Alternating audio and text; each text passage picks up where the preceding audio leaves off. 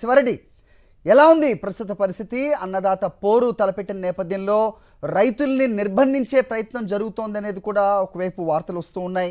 బయటకు వస్తే ఏదో సెక్షన్ల కింద కేసులు పెడతామని కూడా భయపెడుతున్నట్టుగా కూడా వార్త అందుతోంది. వాస్తవేనా? ఏంటి గ్రౌండ్ రియాలిటీ? అక్కడ ఏం జరుగుతోంది? అప్డేట్ చెప్పండి.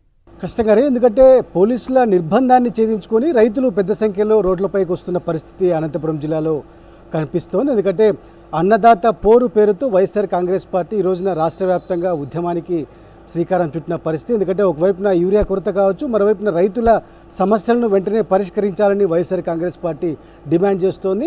పోలీసులు ఇప్పటికే నోటీసులు జారీ చేసినారు. అయినప్పటికీ వైఎస్ఆర్ కాంగ్రెస్ పార్టీ నేతలు కార్యకర్తలు పెద్ద ఎత్తున ర్యాలీగా వెళ్ళి ఆర్డీఓ కార్యాలయం వద్ద నిరసన తెలిపి వినతిపత్రాలు అందజేసే సమాయత్తమవుతున్నారు. చూడొచ్చు, ఒకవైపున ప్లకార్డులు ప్రదర్శిస్తూ ఉన్నారు తమను ఆదుకోవాలని, మరోవైపున పోలీసుల నిర్బంధాన్ని ఖండిస్తున్నారు. ఎట్లా చూస్తారు అనంత వెంకటరమణ గారు? మీకు కూడా నోటీసు అర్ధరాత్రి దాటిన తర్వాత ఇచ్చినట్లు కనిపిస్తోంది. ఎట్లా చూస్తారు ఈ నిర్బంధాన్ని? నిర్బంధం వల్ల రైతులు ఆగే పరిస్థితి కనిపిస్తోందా? 15 నెలలుగా ఈ ఆంధ్రప్రదేశ్లో కూటమి ప్రభుత్వం ఏర్పడినప్పటి నుంచి కూడా రైతులు అష్ట కష్టాలు పడుతున్నారు. వారి యొక్క పరిస్థితులు చాలా అగమ్యగోచరంగా రైతుల యొక్క పరిస్థితి కూడా ఉంది.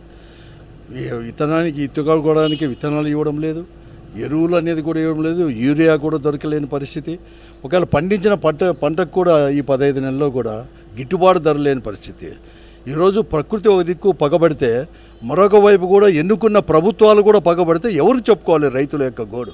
ఆ గోడును వినిపించడానికి ఈరోజు రైతులు వచ్చేసి యూరియా కోసము, తర్వాత గిట్టుబాటు ధరలు కావాలని చెప్పేసి తను పండించిన పంటను కూడా రోడ్లు పాలు చేస్తున్నా కూడా పట్టించుకోలేదు ప్రభుత్వం. కేవలం వ్యంగ్యమైన మాటలు మాట్లాడుతుంటే తమ యొక్క గోడును విన్నవించడానికి ఒక ర్యాలీగా రైతులు ఈ రాష్ట్రంలో వైఎస్ఆర్ కాంగ్రెస్ పార్టీ ఆధ్వర్యంలో ఆర్డీఓ గారి దగ్గరికి వెళ్తుంటే ఈరోజు ఎక్కడ చెప్పకుండా ఈరోజు అర్ధరాత్రి 12 గంటలకు కూడా తలుపు తట్టి మమ్మల్ని లేపి ఈరోజు అనేది కూడా 30 పోలీస్ యాక్ట్ అనేది కూడా అమల్లో ఉంది. మీరు ఏమాత్రం కూడా రోడ్లపైకి పోవడానికి వీలు లేదు. కావాలంటే 10 మందో 15 మందో 20 మందో పోయి కావాలంటే రిప్రజెంటేషన్ ఇవ్వండి అని చెప్పే పరిస్థితికి ఉన్న పరిస్థితి ఉంది. దీన్ని ఏ పరిస్థితుల్లో కాదు, రైతులు ఎవరు కానీ ఆగరు. ఈరోజు విధి లేని పరిస్థితుల్లో రోడ్లపైకి వచ్చేసి ర్యాలీగా తీసుకొని పోతున్నాం. ఇటువంటివి ఎవరు కానీ ఆపే ప్రసక్తే లేదు. ఎవరు కానీ ఏ ప్రభుత్వం వచ్చినా, పోలీస్ అధికారులు వచ్చినా ఎవరు అడ్డం చెప్పినా లేదు. మా గోడ అనేది కూడా మేము వినిపించడానికి సిద్ధంగా ఉన్నాము. పెద్దారెడ్డి గారు, ప్రధానంగా ఎట్లా చూస్తారు? ఎందుకంటే రైతులపైన కూడా ప్రభుత్వం అణిచివేత ధోరణిలో వ్యవహరిస్తుంది. ఎట్లా చూస్తారు మీరు? ప్రభుత్వం అణిచేసే ధోరణి ఎట్లా చూస్తున్నారు? రైతులు ఆగే పరిస్థితి కనిపిస్తుందా?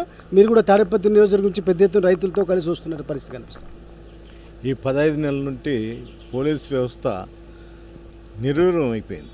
అంటే ప్రతి ఒక్కరిని కూడా ఏదన్నంటే ఇండ్ల దగ్గరకు వేసి హౌస్ అరెస్ట్లు అనేది, లేకపోతే లీడర్ల దగ్గరకు వచ్చి అనంతన్న కూడా ఇప్పుడే చెప్తున్నాడు 30 యాక్ట్ మిడ్ నైట్ వచ్చి ఇచ్చారని.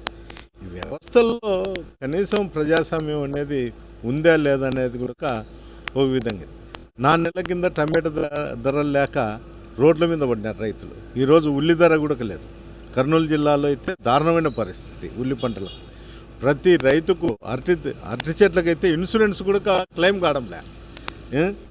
ఇవన్నీ కూడా రైతులు విపరీతమైన కష్టాలలో ఉన్నారు. ప్రభుత్వాలు పట్టించుకోక ప్రకృతి వైపరీత్యం వైపు అన్ని విధాలుగా అయిపోయింది. మేము చెప్పినా పరిస్థితి రైతులలో లేదు.